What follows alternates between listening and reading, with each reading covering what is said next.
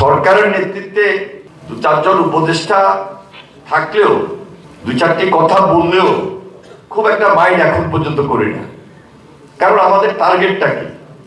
টার্গেটটা হলো যে একটা সুন্দর বাংলাদেশ আমাদেরকে করতে হবে, এবং সুন্দর বাংলাদেশ করতে গিয়ে বিভাজন কোনোভাবেই কাম্য হতে পারে না। আর ওই শক্তির জায়গাটাকে ধ্বংস করে দেওয়ার জন্য এই সরকারের নেতৃত্বে আমরা কাজ করবো, এটাই তো ছিল স্বাভাবিক। কিন্তু এখন পর্যন্ত কিন্তু পারছি না এবং পারি নাই। আর না পারার কারণটি হলো যে আজকে কোনো কারণে এই যে তরুণ সমাজের মধ্যে দ্বিধা বিভক্তি আনার চেষ্টা করা হচ্ছে, এটি কিন্তু আরেকটা কারণ। ছাত্র রাজনীতির সঙ্গে যারা জড়িত তাদেরকে এখন পর্যন্ত তিনি বারবার বলছেন টার্গেটে আমাদেরকে পৌঁছতে হবে।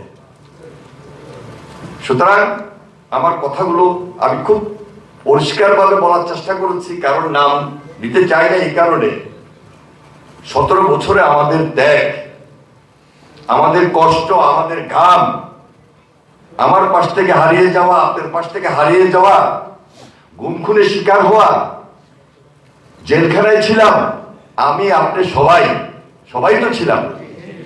আমার বৈষম্য বিরোধী ছাত্র আন্দোলনে যারা নেতৃত্বে ছিল একসঙ্গে ডিবি অফিসে রাত যাপন করেছে।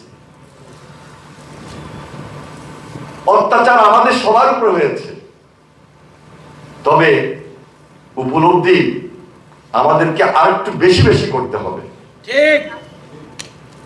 আরো বেশি করতে হবে। কি জন্য করতে হবে?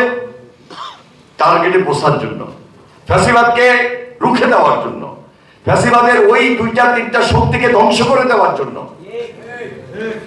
এখনো মনে করি এই সরকারের নেতৃত্বে এটা সম্ভব, এবং এই সরকারকে করতে হবে। এই জেনারেশন, এই তারুণ্যের শক্তি, তারা যে পথে হাঁটবে, আমরা নিজেদেরকে এখনো আসলে আর তরুণ মনে করি না। কিন্তু এই বিশ্ববিদ্যালয় আঙ্গিনায় এমন কোন জায়গা নাই যেটা আমি চিনি না, যেটা আমি জানি না। কিন্তু আসা মাত্রই মনে হয় সেদিনের ছাত্র এখন আবার এসেছে। তারুণ্যের সেই স্পিডটা কাজ করে। বয়স যদিও প্রায় 60-র পাশাপাশি চলে এসেছে, তাহলে আপনার স্পিড আপনার দৌড়, আমার স্পিড আমার দৌড় এক তো হতে পারে না। কিন্তু মনের মধ্যে, মেজাজের মধ্যে সে কাজটুকু করছে। তাই আমি তরুণ সমাজকে এভাবে উদ্বুদ্ধ করতে চাই, তারুণ্যের শক্তিকে আর যেন কেউ বেদ না করতে পারে। ইনশাআল্লাহ আপনাদের পাশে আমরা আছি, আপনাদের পাশে থেকে আমরা আমাদের টার্গেটে পৌঁছতে সক্ষম হব। আজকে আপনারা যারা উপস্থিত হয়েছেন, প্রিয় সাংবাদিক ভাইয়েরা, উপস্থিত সুধীমণ্ডলী, উপস্থিত অতিথিবৃন্দ, সবাইকে আন্তরিকভাবে মোবারকবাদ জানিয়ে আজকের যে মিটিং পরিচালনা করছেন আমাদের ছোট ভাই সুলতান সালাউদ্দিন টুকু।